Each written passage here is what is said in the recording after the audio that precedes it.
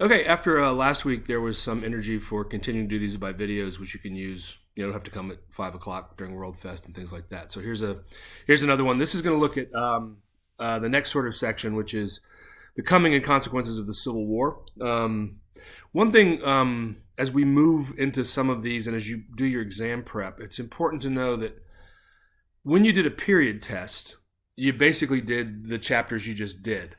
One thing they're probably going to do on the exam is have you look across periods. So some of the things we're going to talk about today extend beyond just this time period.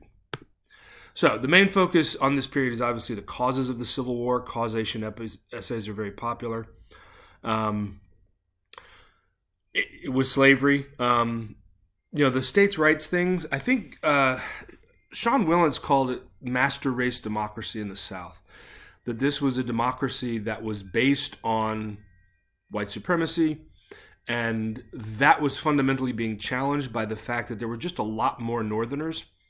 And so the viability of what had grown up as political institutions in the South was certainly part of it, but at the root of everything was slavery. There's some other themes in this time period. Manifest Destiny, the party system, which I'll talk about a little more generally in a bit. Some of the things that Lincoln did that was not the war policies, and then Reconstruction. So this idea of master race democracy, white Southerners had sort of defended slavery as something that was a necessary evil. That, okay, it wasn't great, but what are you going to do about it? You can't just free the blacks because they're in, white supremacy, they're inferior. And so when the Second Great Awakening began to argue that slavery was an act of evil, the South shifted and actually began to defend slavery as an absolute good. The other thing was, with cotton depleting the soil, they needed new cotton states. And so new land to the West was always going to be important. Southern culture and economy were built on these racial and economic hierarchies. Poor whites could vote after the sort of Jacksonian period, but they tended to vote for their so-called economic betters. The first wave of this abolitionism coincides more or less with the Second Great Awakening. You have David Walker's appeal to the colored citizens of the world. Garrison launches the Liberator at roughly the same time as Nat Turner's Rebellion, one of the more spectacular slave revolts. The nullification crisis, which we didn't really talk about much last time, is best understood in this crisis. It was about the tariff, but it was also about the worries that Southerners had of increasing Northern interference in Southern institutions. Compromises, these are oftentimes popular topics for comparison essays. There's all sorts of compromises in the Constitution. The Three-Fifths Compromise is the most famous, dealing with slavery, but there were also all sorts of things about the Electoral College, the nature of electing the president. If it wasn't for the Three-Fifths Compromise, you would not have had the Virginia dynasty and so forth. The Missouri Compromise, the Gag Rule, Compromise of 1850. Kansas-Nebraska Act I threw in here as a compromise because it was a compromise over the Transcontinental Railroad that actually made things, as we'll see, quite a bit worse. And the Crittenden Compromise failed as well. So Manifest Destiny, it's built on the Treaty of Paris is what gave America everything to the Mississippi, rather generous. And then you have Jefferson's Empire of Liberty, got to have cheap land, so he buys the Louisiana Purchase. The annexation of Texas and the Oregon dispute. James Polk is probably somebody you really need to focus on here. And also just this idea of America as a chosen nation that goes back to John Winthrop's City on a Hill and so forth, and that spreading these American institutions, slavery and democracy, was considered a national calling. And it was violent. It led to war. So the party systems, political scientists often and historians break into 6 different party systems. The first was obviously 2 different parties, Federalists and Republicans. The second was Democrats and Whigs. The Whigs break up over the issue of slavery, really. The third party system, this period of Republicans and Democrats, pretty even in the Congress, pretty a tilt in the White House towards Republicans. The fourth party system was extreme Republican dominance of all three branches. The fifth party system is that New Deal coalition. And then the sixth party system is what we're talking about class right now, which is this new rise of conservatism. So the 1850s are the critical decade. I'm not going to go over these. This is something you should do in your own studying. It begins with the Compromise of 1850 and the Fugitive Slave Act, which really radicalized a lot of Northerners. Uncle Tom's Cabin, sort of the same deal. Moving Northerners from not really thinking slavery was kind of bad to being, no, this is actually really bad. The Kansas-Nebraska Act, which nullified the Missouri Compromise, had the same effect. And then the violence that came out of it, both in Kansas and on the floor of the Senate. The Dred Scott decision also radicalized Northerners, basically saying Congress couldn't do anything to limit slavery anywhere. John Brown's raid's probably another one where at this point it really does feel like the country is on the verge of civil war. When you look at Lincoln's presidency, you need to look at not just the Emancipation Proclamation and the 13th Amendment or the conduct of the war.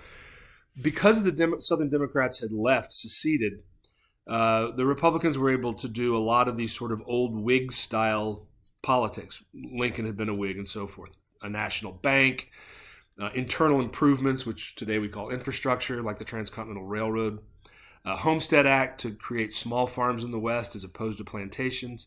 There's an income tax and a protective tariff, and obviously the massive military spending. And a lot of this is going to set the stage for the huge post-war economic growth in the Gilded Age. In terms of the conduct of the war, there's not a lot on military history usually. There might be a multiple choice question about a turning point like on Antietam or something like that. But the critical nature of the border states, both meaning Lincoln had to soft pedal slavery, and he also rode roughshod over civil rights in places like Baltimore. How'd they pay for the war? Bonds, taxes, tariffs, conscription, particularly in the South, was very controversial. And then the whole foreign policy of the South really needed King Cotton to force England and France to come in on their side. Without that happening, they weren't going to win, just as Washington wouldn't have won in the Revolution without French help. And then Lincoln obviously working very hard to make sure that England and France didn't get in. Reconstruction, I think it's probably not unrealistic to expect quite a bit on this. This is an increasingly important focus of history these days. There were certain constitutional questions. Did the states legally leave? Did that mean they just come right back in as soon as they stopped having Confederate governments? The radicals in Congress wanted to do more. They wanted to reshape the South, particularly on racial lines, and get rid of the old planter class as the ruling elite. But they didn't have much support at first, guys like Thaddeus Stevens. So the Southern actions, the rise of the Klan, the black codes, the violence visited upon blacks, often forced moderates to side with the radicals.